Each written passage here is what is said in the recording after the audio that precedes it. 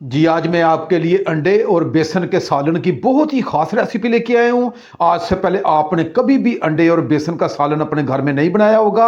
आपने सिर्फ एक बार मेरे तरीके से अंडे और बेसन का सालन अपने घर में बनाना है। घर के तमाम अफराद इसे पसंद करेंगे और इसे बार बार बनाने की फरमाइश करेंगे। आइए अपनी रेसिपी की तरफ चलते हैं। बिस्मिल्लाहिर्रहमानिर्रहीम। लाखों करोड़ों अरबों दुरूदो सलाम आप सल्लल्लाहु अलैहि वसल्लम पर और आपकी आल पर। अल्लाह ताला आपको खुश रखे। मैं हूं तारिक जावेद, आप देख रहे हैं दादा तारिक रेसिपी। अंडे और बेसन का सालन बनाने के लिए मैंने 4 अदद ये अंडे लिए हैं और इन्हें मैंने पहले उबाल लिया ताकि टाइम की बचत हो सके।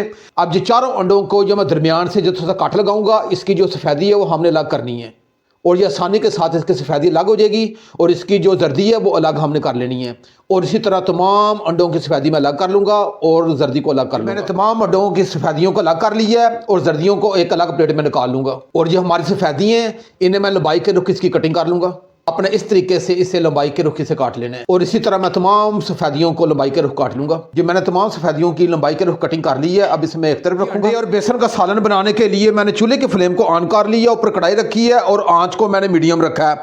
अब इसमें हाफ कप से थोड़ा सा कम ये मैं ऑयल डाल दूंगा। ऑयल डालने के बाद मैंने हाफ टी स्पून ये ज़ीरा लिया है, एक टुकड़ा मैंने दालचीनी का लिया है और 2 अदद मैंने लौंग लिए हैं, एक बड़ी इलायची ली है, ये डाल दूंगा।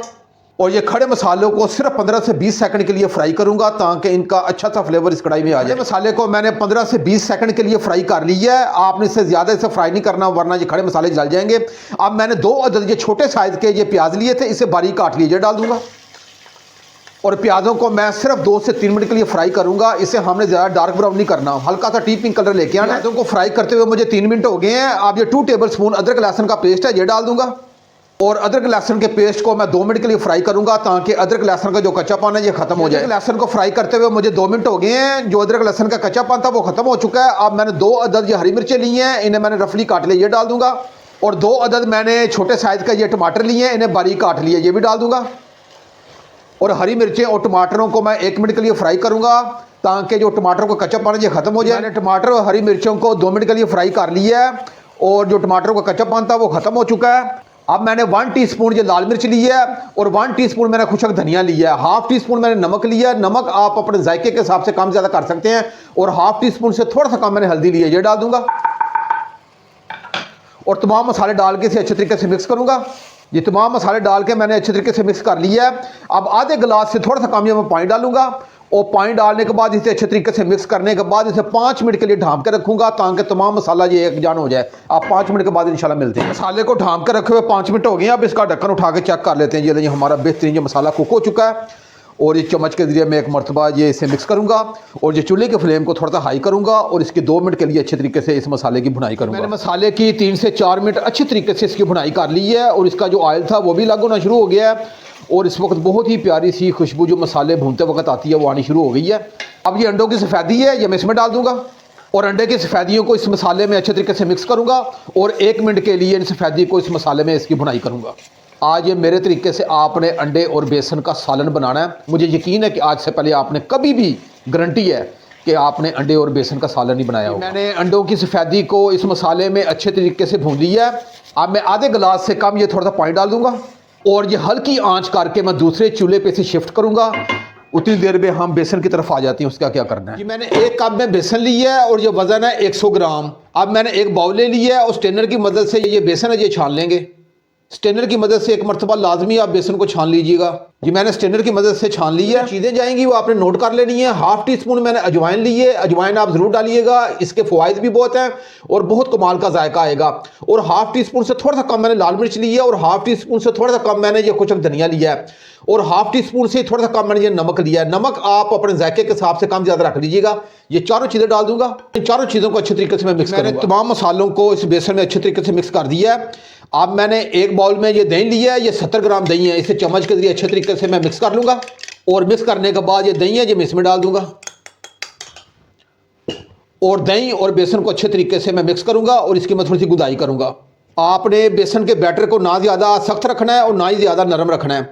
अब इसमें थोड़ा सा पानी में डालूँगा और अच्छे तरीके से मिक्स करने के बाद मैं अब इसमें 1 चुटकी ये मीठा सोडा है ये डाल दूँगा। 1 चुटकी आपने मीठा सोडा डालना है और अच्छे तरीके से मिक्स करूँगा। ये खाने वाला मीठा सोडा है, आपने 1 चुटकी डालना है, इससे ज़्यादा नहीं आपने डालना। मीठा सोडा डालने के बाद ये 1 चम्मच खाने का मैं ये ऑयल डाल दूंगा। और ऑयल डालने के बाद आपने हाथों को अच्छे तरीके से धो लेना है, क्योंकि इसकी मैंने थोड़ी सी आटे की तरह गुंदाई करनी है। आपने इसे आटे की तरह थोड़ा सा गूंद लेना है। जी मैंने बेसन की अच्छे तरीके से गुंदाई कर ली है, आपने आटे की तरह इसे थोड़ा सा गूंद लेना है। और ये बेहतरीन हमारे पास ये बैटर हमें मिल चुका है। और मैं आपको इसकी थिकनेस भी चेक करवाता हूँ। इसी तरह का हमें बैटर चाहिए, जैसे हम आटा गूंदते हैं इसी तरह आपने ये गूंद लेना है। अब इसे मैं ढांप के 5 मिनट के लिए रखूंगा। 5 मिनट के बाद क्या करना है मैं आपको मुझे ढांप के रखे हुए 5 मिनट हो गए हैं और ये बेहतरीन हमारा बेसन का आटा ये ठहर चुका है। अब ये मैं इसका पेड़ा लूंगा, जैसे हम आटे का पेड़ा लेते हैं, और आटे की तरह इसका पेड़ा बना लेंगे। ये ऐसे हम गोल पेड़ा बना लेंगे और इसके बाद इसे हाथ की मदद से ऐसे लंबाई के रुख से बेल लेंगे। अब इसकी मैं छोटी छोटी ये गोलियां बना लूंगा। जी मैंने छोटे हिस्सों में से तकसीम कर दिया है। अब इसकी मैं हाथ की मदद से ऐसे गोल गोलियां बना लूंगा। ये लें, बनाना भी बहुत आसान है और बहुत ही मज़ेदार है। ये आज की रेसिपी होने जा रही है। आपने फुल वॉच करना है मेरी वीडियो को। और एक मरतबा आपने ये अंडे और बेसन का सालन ये बनाना है। इंशाल्लाह घर के तमाम अफराद बार बार इसके फरमाइश भी करेंगे बनाने की। ये ले जी, मैंने तमाम गोलियां बना ली हैं गोल, और मैं आपको बिल्कुल करीब से भी चेक करवाता हूँ। ये देखिएगा।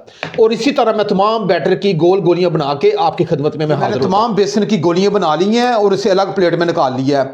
अब ये चूल्हे की फ्लेम को मैंने ऑन कर लिया है और आंच को मैंने मीडियम रखा है और ऊपर फ्राई पैन रख लिया है। और इसमें हाफ कप मैंने ऑयल डाल दिया है और इस घी को ऑयल को मैं गर्म करूंगा। हमारा गर्म हो चुका है। जैसे ही ऑयल गर्म हो, ये बेसन की जो गोलियां हैं जो मैं एक एक करके इसमें डाल दूंगा। तमाम गोलियां डाल ली हैं और आंच को मैं अब थोड़ा सा हल्का कर दूंगा और इसे चारों तरफ से अच्छे तरीके से मैं इसे कुक करूंगा, ताकि ये बेसन हमारा चारों तरफ से अच्छे तरीके से कुक हो जाए। मेरे तरीके से ये सालन बनाना है और मुझे यकीन है कि आज से पहले आपने कभी भी ये बेसन और अंडे का सालन अपने घर में नहीं बनाया होगा। और अजवाइन भी आप जरूर डालिएगा, इसका बहुत ही कमाल का जायका उभर के आएगा। तमाम गोलियों को 4 से 5 मिनट हल्की आंच पे इसे कुक कर लिया है और ये बेहतरीन हमारी गोलियां फ्राई हो चुकी हैं। और मैं थोड़ा सा कैमरे की आंख से करीब से भी आपको चेक करवाता हूँ। अब इस ऑयल से मैं इसे निकाल लूंगा। कि मैंने बेसन की गोलियों को फ्राई करके पलटे में निकाल लिया है। हमारी बेसन की गोलियां फ्राई हो चुकी हैं। अब ये देखिएगा, हल्का सा आपको क्रैक नज़र आ रहा है, लेकिन आपने परेशान नहीं होना। इसके अंदर जो मसाला जाएगा तो बहुत ही कमाल का जायका आएगा।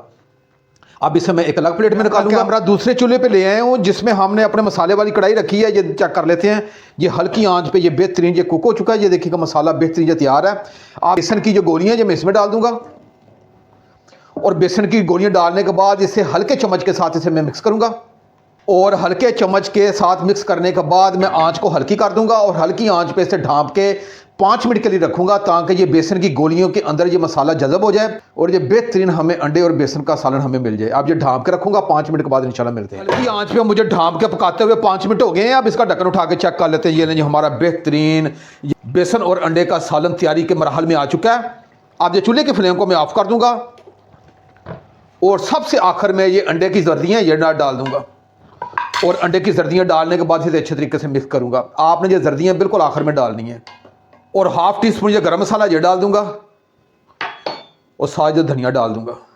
और धनिया डालने के बाद हल्के चम्मच के साथ इसे मैं मिक्स करूंगा। कैसा ज़बरदस्त सालन है। और मुझे यकीन है कि आज से पहले आपने कभी भी इस तरीके से बेसन और अंडे का सालन नहीं बनाया होगा। नान के साथ, रोटी के साथ, चपाती के साथ, उबले हुए चावलों के साथ, जैसे आपका मन चाहे ये खाएँ, यकीन जानिएगा मज़ा आ जाएगा। अब इसे ढांप के मैं 5 मिनट के लिए रखूंगा, ताकि जो हंडिया की रौनक है वो ऊपर आ जाए। फिर मैं आपको प्लेट में डाल के भी चेक करवाता हूँ 5 मिनट के बाद। मुझे सालन को ढांप के रखे हुए 5 मिनट हो गए हैं। अब इसका ढक्कन उठा के चेक कर लेते हैं। ये लें जी, बहुत ही ज़बरदस्त किस्म का ये हमारा सालन तैयार हो चुका है। प्लेट में डालने से पहले आपको बिल्कुल करीब से भी चेक करवाता हूँ। ये देखिएगा वो कितनी ज़बरदस्त किस्म की इसकी लुक आई है और इसका जायका भी बहुत कमाल का होगा। ये बनाइएगा सालन, आप कहेंगे कि वाकई दादा तारक भाई ने कोई अंडे और बेसन की सालन की कोई रेसिपी दी है। और मैं आपको यकीन और गारंटी के साथ बता सकता हूं कि आज से पहले आपने कभी भी अंडे और बेसन का सालन अपने घर में नहीं बनाया होगा। आपने एक मरतबा ये सालन बनाना है, आपने बार बार ये सालन अपने घर में। अगर ये मेरी रेसिपी आपको अच्छी लगे तो मेरी वीडियो को भी आगे शेयर किया करें और साथ जो चैनल को भी आप सब्सक्राइब कर दिया करें और साथ जो घंटी का बटन है उसे आप लाजमी प्रेस किया करें, ताकि मेरी हर नई आने वाली वीडियो आप तक पहुँचती रहे। आप अपने भाई तारिक को इजाज़त दें। इंशाल्लाह मैं एक नई रेसिपी के साथ हाजिर हूँगा। अपना बहुत ख्याल रखिएगा। अल्लाह हाफिज़।